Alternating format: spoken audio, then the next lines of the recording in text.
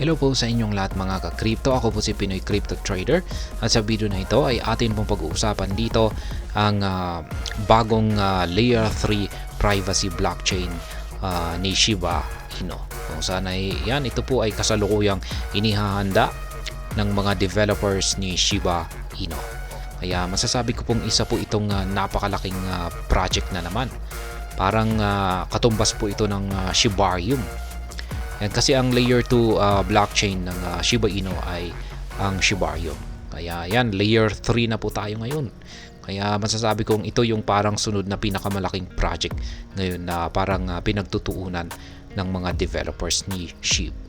Kaya yan, bago po tayo magpatuloy ay nais ko lamang po munang bigyang linaw ang aking disclaimer kung saan ang nilalaman po ng video na ito ay hindi po ito isang financial advice.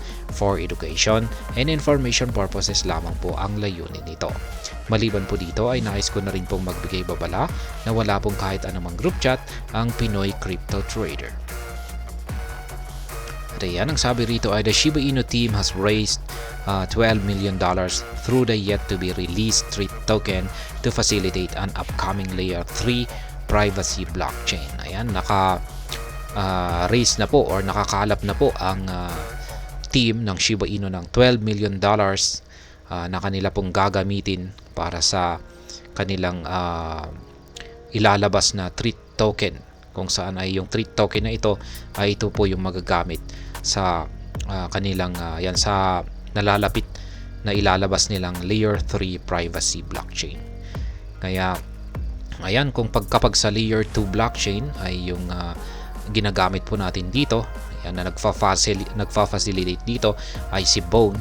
Pagdating naman po rito sa Layer 3 ay yung magagamit naman po dito ay itong si Treat. Ayan, Layer 2 ay si Bone, Layer 3 ay ito naman pong si Treat. In a recent post on X, the Shiba Inu ecosystem content marketer Lucy spotlighted the development, noting that the funds came from an investment round. Ayan. Yung unang nagbahagi po ng impormasyon tungkol sa development na ito ay si Madam Lucy. Siya po ang marketing specialist, or siya po yung nagpro-promote yan sa lahat po ng mga lahat ng mga nandito sa ecosystem ni Shiba Inu.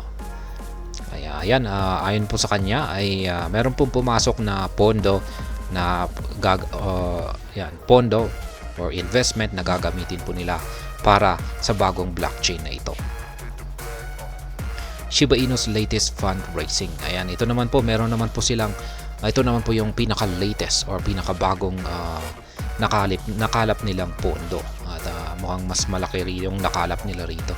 According to the report, the Shiba Inu development team garnered $12 million by selling Treat to venture capital investors outside the United States. Kaya ayan, sila po ay nagbenta ng $12 million na Treat token sa mga venture capital investors. At ito po ay mga investors sa labas ng bansang United States. These investors comprise big names such as Mechanism Capital, Polygon Ventures, Shima Capital, Big Brain Holdings, Morningstar Ventures, Animoca Brands, DWF Ventures, Woodstock Fund, 3 Ventures, and Stake Capital. Kaya yan po yung mga malalaking investors yan na nag-invest po dito sa bagong Treat token ng SHIB ecosystem. Shiba Inu's ecosystem leader Satoshi Kusama confirmed the development in a statement. Ayan, kinumpirma naman po ni Ginoong Satoshi Kusama ang development na ito. Meanwhile, he refrained from disclosing specific figures regarding the valuation. Yun nga lang, at nananahimik si Ginoong Satoshi Kusama at ayaw po niyang ibahagi yung kung ano yung sakto na amount ng nakuha nilang fundraising sa mga investors na ito. However, an anonymous source revealed that the fundraising was structured in 3 tranches. The valuation of each tranche were reportedly $75 million, $100 million, and $200 million. Kaya ayan, yun nga lang, at meron na pong lumabas na isang anonymous source na nagsasabing yung fundraising na ito ay binubuo daw po ng tatlong mga transactions. Ayan. Yung unang transaction daw po ay natanggap nila ay nagkakalaga ng $75 million. Yung pangalawa ay $100 million at yung pangatlo ay ang pinakamalaki sa lahat na $200 million. Kaya sa kabuuan ay yung kanyang yung nakuha po nila na pondo ay umaabot ng $375 million. Kaya ayan, ang laki po yan. Shiba Inu upcoming Layer 3 privacy blockchain. Ayan. Ito na po yung nalalapit na Layer 3 privacy blockchain ni Shiba Inu. At gaya ng sinabi ko kanina, isa po itong malaking project. Katulad din po ng Shibarium. Nung hindi pa nailalabas ang Shibarium ay marami na rin po talagang tumutok dyan. Kaya pagdating po rito sa Layer 3 naman na ito ay yan, masiguradong marami pong mag-aabang na rin dito. Notably, the fundraising is to expedite efforts to launch Shiba Inu's privacy-based Layer 3 blockchain, which is under development on Shibarium. Kaya yan, gagamitin po ang fundraising na ito para sa launching ng Layer 3 blockchain na ito. At ang Layer 3 blockchain na po pala na ito ay under development po or ginagawa po sa Layer 2 blockchain ni Shiba Inu or ang Shibarium. Kaya yan. Remarkably, Kusama opted not to disclose the name of the upcoming blockchain. The move is to prevent potential scam efforts similar to those who have created fake treat tokens ahead of its official launch. Kaya yan. Tumanggi po na ibigay ni Ginong Satoshi Kusama yung pangalan ng Layer 3 privacy blockchain na ito. Ito raw ay para maiwasan po yung mga scammers na pinangungunahan yung mga ganitong mga projects. Katulad na lamang po yung ginawa nila sa treat token. Kung saan ay naglabas po sila ng peke na treat token. Ayan. Maski hindi pa nagkakaroon ng official launching ang treat. Kaya marami pong nabiktima rito. Maraming nabiktima ang mga scammers. According to Kusama, the new blockchain will go live on a testnet in the third quarter of 2024, followed by the mainnet after rigorous testing. Kaya yan. Una daw pong lalabas ang bagong Layer 3 privacy blockchain na ito sa testnet. At yan po ay sa third quarter ng taong ito. Para matesting po talaga ito, para ma-check kung wala ba itong error, yan, glitch or bug, yan, bago nila ito ilabas sa mainnet. Ganyan na rin po yung ginawa nila kay Shibarium. Talagang dumaan na rin po yan sa testnet. Notably, the treat token will be the utility and governance asset for the upcoming privacy-focused blockchain. Meanwhile, Shiba Inu's leader has revealed that treat will be the last risk asset introduced by the Shiba Inu ecosystem.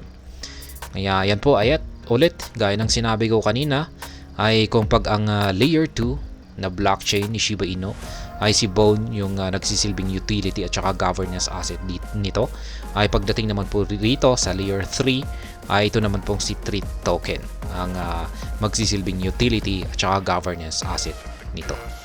At maliban po rito ay ayon po kay Ginong Satoshi Kusama ay ang treat token na ito ay ito na raw po ang panghuling risk asset na kanilang ipapakilala dito sa ecosystem ni Shiba Inu. Kung pag sinabi po nating risk asset, ay ito po yung may volatility, naapektuhan po ng volatility. Katulad din po ni Shiba Inu,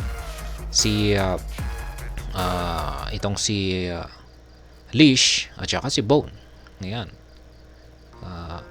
Yung isa lamang po na kanilang yung isa pang token na kanilang ilalabas ay si Shi. Pero hindi po yan maituturog na isang risk asset kasi isa po itong stable coin. Nakapeg po siya sa value ng US dollar.